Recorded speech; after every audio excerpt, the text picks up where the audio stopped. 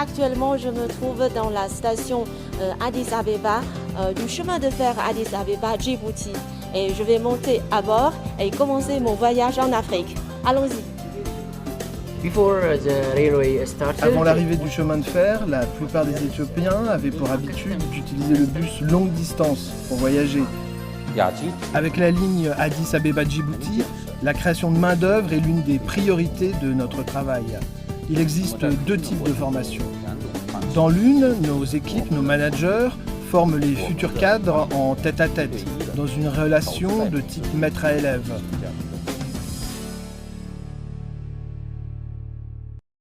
Bonjour à tous, je suis Jiang Yuan.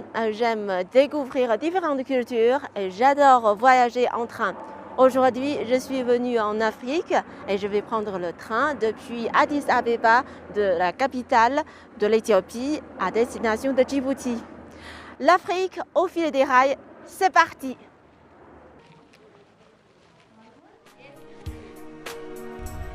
C'est le petit matin, Atizu Ketachu Tawabe s'apprête à démarrer sa journée de travail.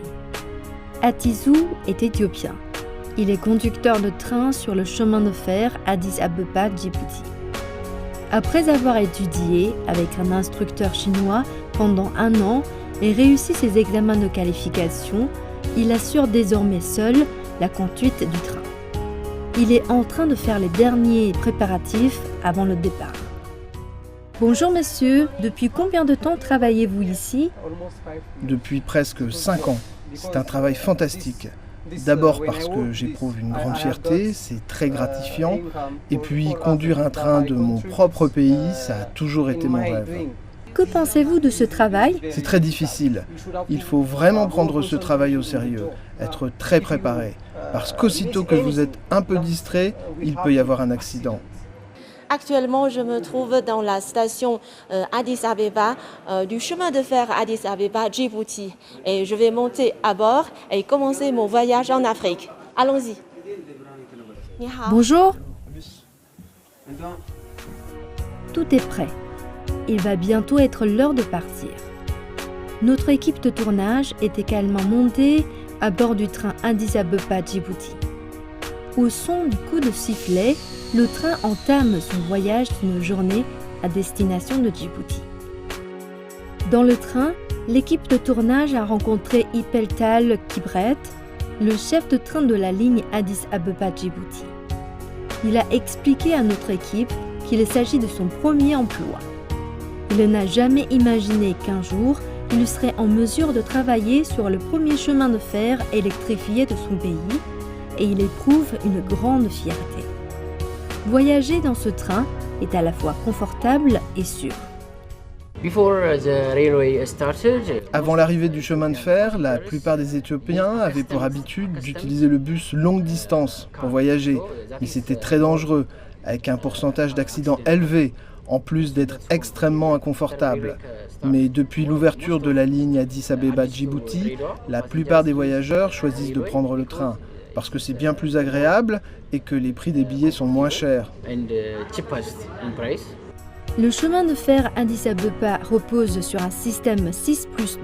C'est-à-dire qu'un consortium d'entreprises chinoises est responsable de 6 années d'exploitation et de maintenance, plus 2 ans de services techniques. Cette année, l'exploitation et la maintenance assurée par le consortium entrent dans leur 6e année. Dans 2 ans, les experts chinois partiront pour un nouveau projet. Les trains sont alors exploités et conduits entièrement par les équipes locales. Ting Wenping, chef adjoint en charge de l'exploitation du dépôt de locomotives, dirige l'équipe chinoise qui assure la formation des conducteurs éthiopiens et le bon fonctionnement du chemin de fer. L'équipe chinoise doit s'assurer que les conducteurs locaux peuvent conduire habilement les trains. S'agissant des critères de sélection des conducteurs, beaucoup de facteurs sont pris en considération, comme la condition physique, la vue, l'ouïe, les capacités linguistiques, le niveau d'éducation. Nous cherchons aussi des gens qui comprennent bien les aspects mécaniques, qui apprennent rapidement. Nous avons une exigence certaine à ce niveau-là.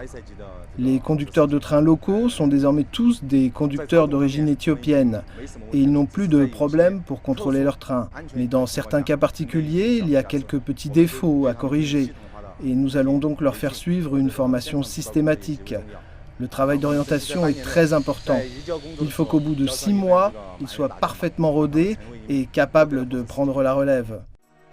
Un vieux dicton chinois dit « Mieux vaut apprendre à quelqu'un pêcher que de lui donner du poisson ». Et nous en avons ici la parfaite illustration. La ligne Addis Abeba-Djibouti résout non seulement les problèmes locaux de transport, mais permet également de former un grand nombre de conducteurs de trains qualifiés. Le chemin de fer Addis Abeba-Djibouti compte actuellement 3203 employés et à l'exception de 371 employés chinois, les employés restants sont tous des locaux, soit près de 90% de l'effectif. Guo Chongfeng, le président adjoint, directeur exécutif et directeur général de la CCECC, nous apprend qu'en plus de former les employés africains, l'entreprise a également envoyé 158 Africains en Chine pour suivre une formation spécialisée. Avec la ligne Addis Abeba-Djibouti, la création de main-d'œuvre est l'une des priorités de notre travail. Il existe 2 types de formations. Dans l'une, nos équipes, nos managers, forment les futurs cadres en tête-à-tête, dans une relation de type maître à élève. Le deuxième type de formation est inspiré par la notion à laquelle nous croyons fortement de lien ou connexion de peuple à peuple. C'est un échange dans les 2 directions et pas un échange dans un seul sens. Nous sélectionnons des cadres moyens et supérieurs, des techniciens expérimentés et nous les envoyons en Chine. Ils y vont pour visiter, pour étudier et pour suivre une formation régulière. Cela leur permet de ressentir en personne l'impact du développement rapide de la Chine et d'acquérir une meilleure compréhension de la situation actuelle en Chine. C'est aussi propice à la communication et aux échanges entre nous. Il y a beaucoup de gens qui habitent le long de la ligne Addis Abeba-Djibouti et ce chemin de fer a vraiment apporté beaucoup de changements positifs dans leur vie. Je suis très contente de pouvoir prendre le train parce que je m'y sens pleinement en sécurité. Parce que je trouve qu'en prenant le train, on peut profiter du paysage tout le long du trajet et on peut aussi communiquer avec les autres passagers. Bien que mon anglais ne soit pas très bon, avec un café et un sourire, je peux quand même communiquer avec les gens. Et qui sait, peut-être me faire des amis. Dans le train, il y a des endroits pour se reposer et dormir, des toilettes et un wagon-restaurant où l'on peut boire un café. Je trouve que les services sont excellents. Le train est arrivé à la gare Tadama. L'équipe de tournage a appris l'existence d'un marché très célèbre en Éthiopie qui s'appelle le marché Rwanda, également connu sous le surnom de Chinatown. L'équipe de tournage descend du train et décide de s'y rendre immédiatement. La place devant moi s'appelle le marché Rwanda. Avant de venir ici, on m'a dit que tous les produits chinois peuvent être achetés ici. Donc aujourd'hui, on va voir de plus près qu'est-ce qu'on peut acheter ici. Allons-y. C'est incroyable, mais en Éthiopie, un pays d'Afrique de l'Est situé à plus de 7000 km de la Chine, on peut acheter les mêmes légumes que ceux qu'on trouve à Beijing.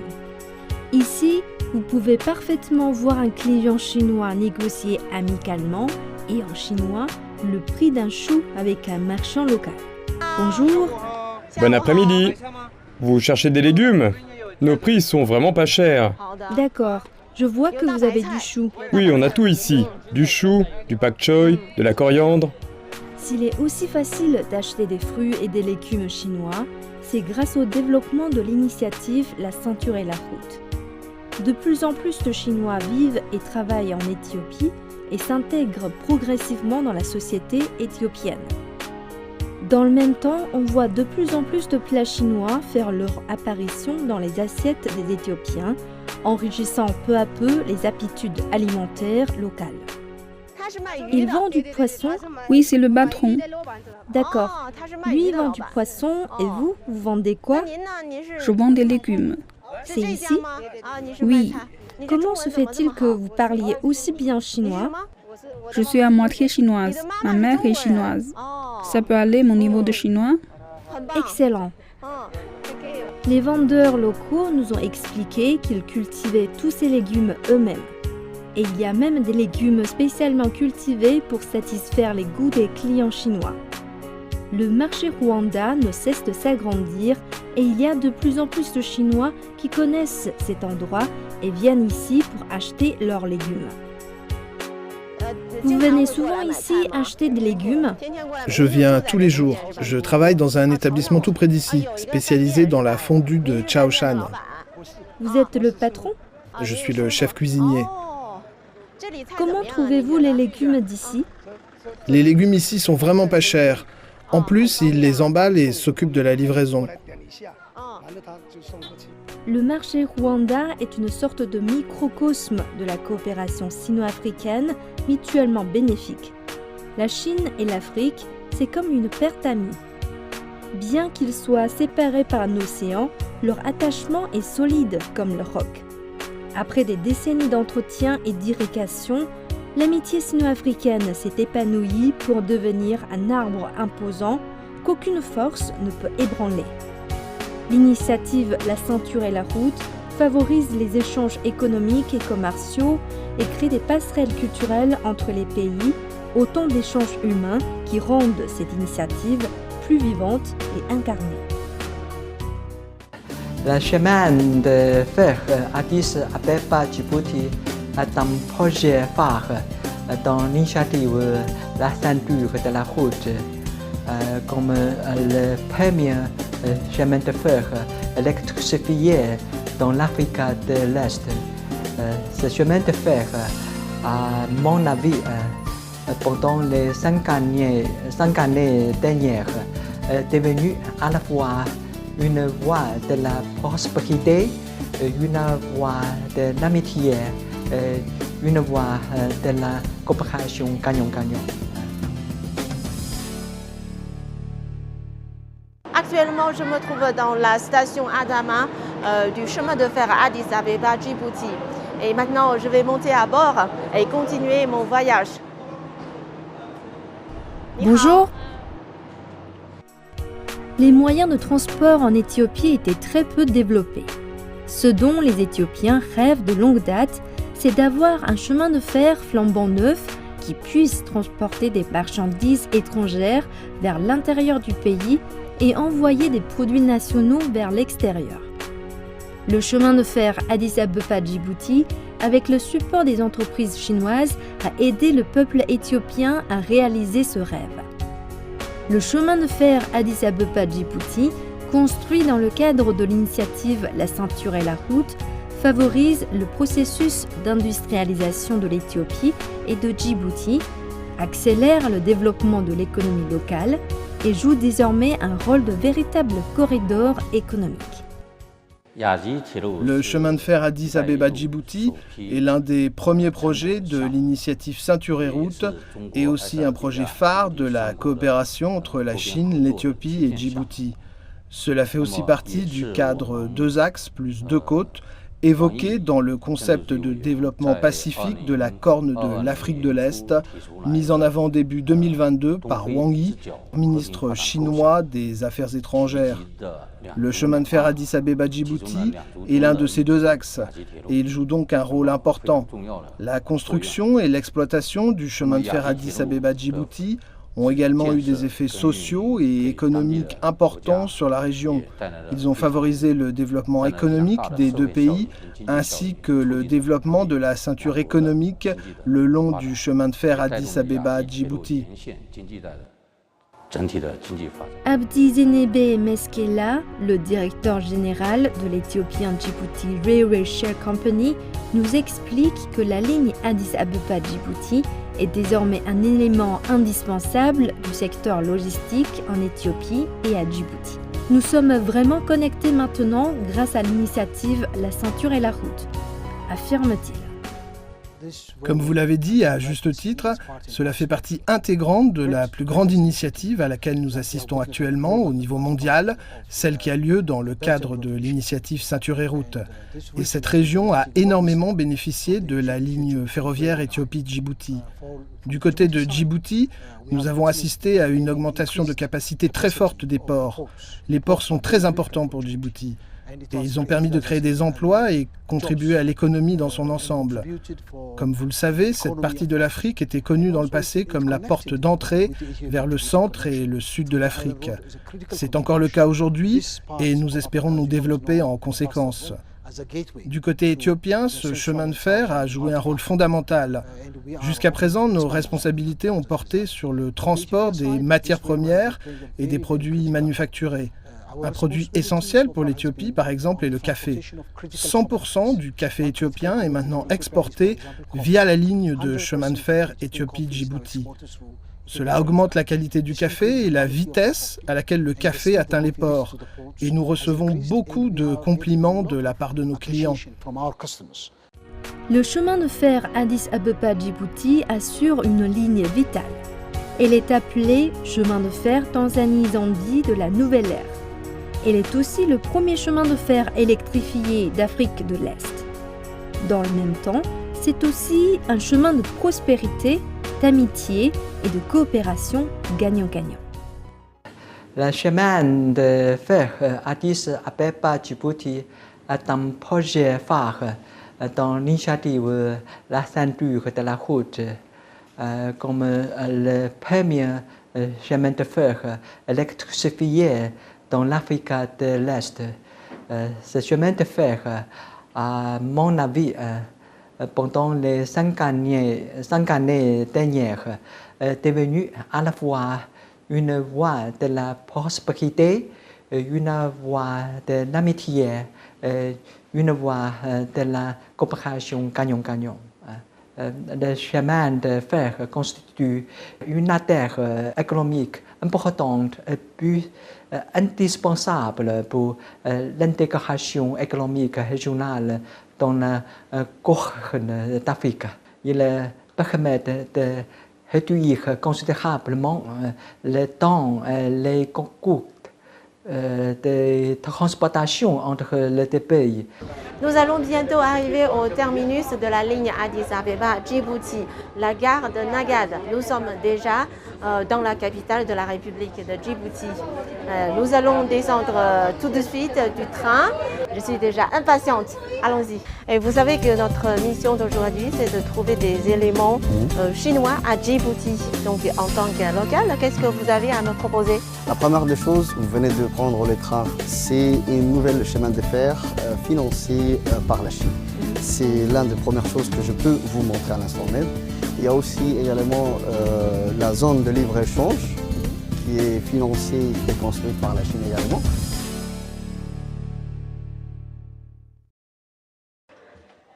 Voilà, enfin, je suis arrivée au terminus de la ligne ferroviaire Addis Abeba-Djibouti. Et maintenant, il y a un ami qui est aussi un présentateur pour la chaîne de télévision nationale RTD, Hamza, qui est en train de m'attendre à l'extérieur de la station. Je vais le rejoindre tout de suite. Allons-y.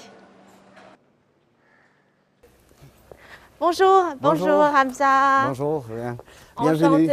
Enchanté. Moi, je suis Hamza Mohamed Ahmed. Je suis journaliste à la radio-télévision de Djibouti et je suis présentateur des émissions. Voilà, je présentais avant le journal et maintenant je produis des émissions.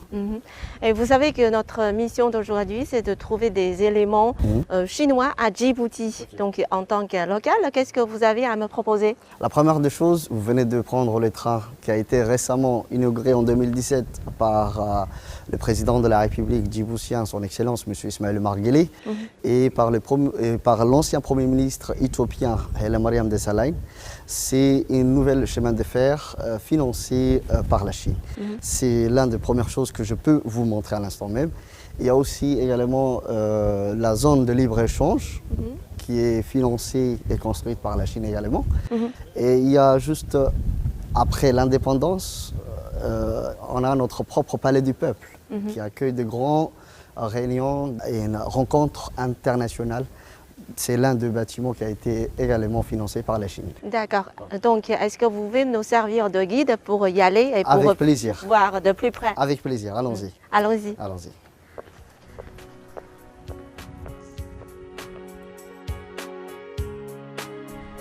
L'équipe de tournage de l'Afrique à travers les rails a pris le train en direction de Djibouti en compagnie de Ramzan Mohamed Ahmed, animateur de la chaîne de télévision djiboutienne RTD. Ils se sont lancés pour défi de trouver des éléments liés à la Chine dans les pays d'Afrique de l'Est. La première étape de leur voyage est la zone de libre-échange de Djibouti. La zone de libre-échange internationale de Djibouti a été développée et construite conjointement par l'autorité portuaire djiboutienne et China Merchant Group. En mai 2023, un total de 328 entreprises se sont installées dans le parc. Les produits de la zone de libre-échange sont exonérés de toute taxe et bénéficient de conditions commerciales préférentielles avec l'UE, les États-Unis et les pays du COMESA. La zone de libre-échange internationale de Djibouti est devenue une plateforme globale de services commerciaux et industriels compétitifs sur le plan international qui a efficacement stimulé le développement économique et social local et qui est devenu de manière progressive un nouveau moteur pour le développement économique de Djibouti et un hub de distribution important au sein du réseau logistique Est-Africain.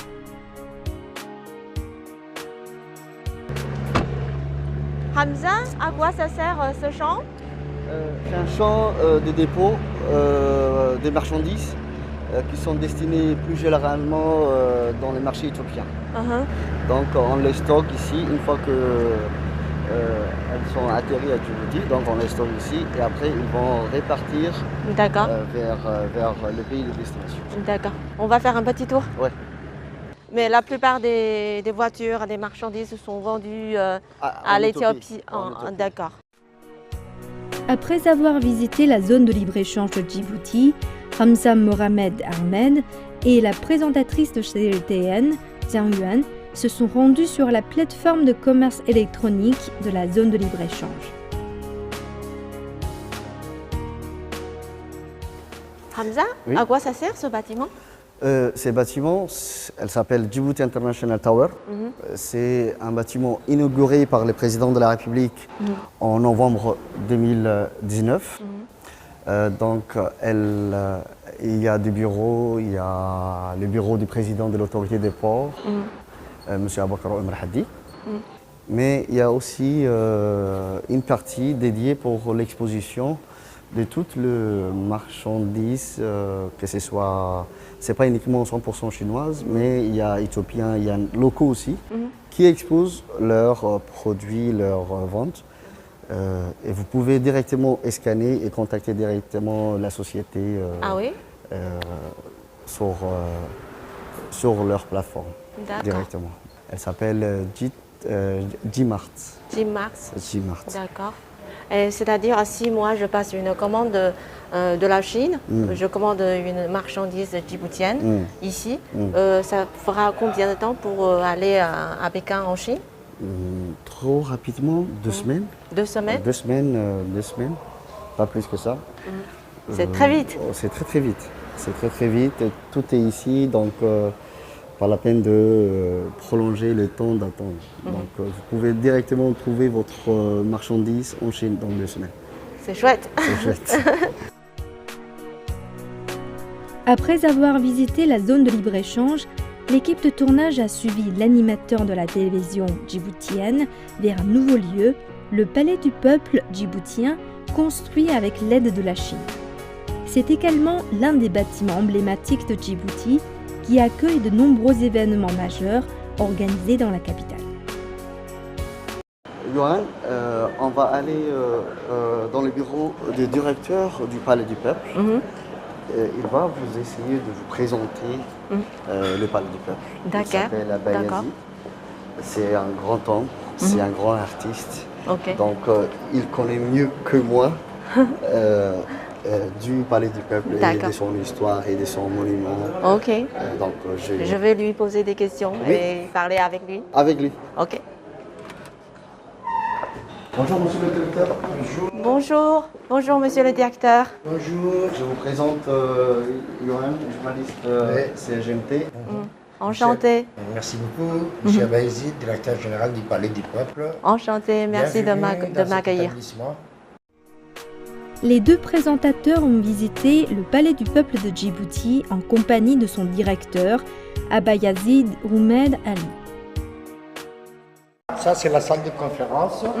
Elle prend 250 personnes. Il y a toutes les conférences, séminaires et les grandes assises avec les institutions, organisations internationales, nationales, régionales qui se passent ici. Voilà la salle de conférence. Ah, c'est pour combien de personnes? 250 personnes, voilà. Ça, bon, elle a été construite auparavant, en 1985, comme toutes les structures.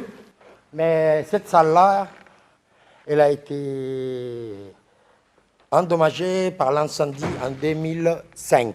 Oh, ouais. C'est restauré? C'est restauré par la Chine après. Voilà, maintenant elle est à l'état neuf. Il y a toute la maison qui a été rénovée dernièrement en 2014. D'accord. Voilà, il a été rénové, toutes les structures, tous les équipements ont changé. Il y a sonorisation, il y a lumière, comme vous voyez. Il y a un système de conférence et d'interprétation simultanée et de traduction. Même on a la capacité de traduire en simultané plus de 8 langues. Les groupes chinois sont venus par là plusieurs fois faire de ballet. Il y a tous les internationaux qui arrivent, c'est de normes internationales. Nous avons la sonorisation, nous avons la lumière, nous avons le rideau. C'est une scène qui fait 24 mètres de long comme ça, plus 12 mètres de profondeur. C'est international. Après, nous avons les cabines de projection. Nous avons un cinéma. Cinéma haute définition. Avec un grand projecteur de haute définition. D'accord. Et la cabine technique là-bas, au fond. C'est très joli pour les ici, spectacles, et on l'utilise pour le congrès et pour les grandes assises internationales, nationales et régionales. Voilà. Ok. Ça, pour combien de places ici? 620 places. 620. La plus grande. C'est la plus grande, la plus structurée et la seule à être dans les normes internationales. Ça veut dire que n'importe quel groupe international peut venir se produire ici. Il y a eu déjà des Cubains, des Français, des Espagnols, des Chinois, des Japonais qui sont venus jouer sur cette scène. Est-ce qu'on peut dire que ce monument ou bien cet établissement enrichit beaucoup la vie des habitants, de la culture. Oui, de l'art et de la culture vivant. Voilà. L'année 2023 marque le 10e anniversaire du lancement par le président Xi Jinping de l'initiative La ceinture et la route, et c'est aussi le 10e anniversaire du concept politique sincérité, pragmatisme, amitié et franchise envers l'Afrique et de la bonne conception de la justice et des intérêts. Au cours des 10 dernières années, la coopération entre la Chine et les pays africains a donné des résultats fructueux. Qu'il s'agisse du Palais du Peuple de Djibouti, de la zone de libre-échange de Djibouti ou du chemin de fer Addis Abeba-Djibouti, ce sont autant d'éléments étroitement liés à la Chine. La Chine et l'Afrique sont comme une paire d'amis. Bien que séparées par des océans, elles entretiennent une amitié aussi forte que l'or. Après des décennies de culture, l'amitié sino-africaine s'est épanouie et est devenue un arbre imposant qui ne peut être ébranlé par aucune force.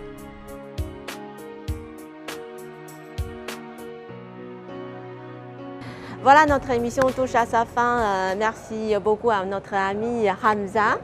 Vous êtes journaliste pour la chaîne de télévision de RTD. Grâce à vous, nous avons pu découvrir le Palais du Peuple, la zone de libre-échange de Djibouti, ainsi que la ligne ferroviaire Djibouti-Addis Abeba. Toutes ces réalisations ont témoigné la profonde amitié entre la Chine et Djibouti. Merci à vous d'avoir visité Djibouti. C'était un plaisir pour moi d'avoir été votre guide tout au long de cette émission. Au revoir. Merci, au revoir.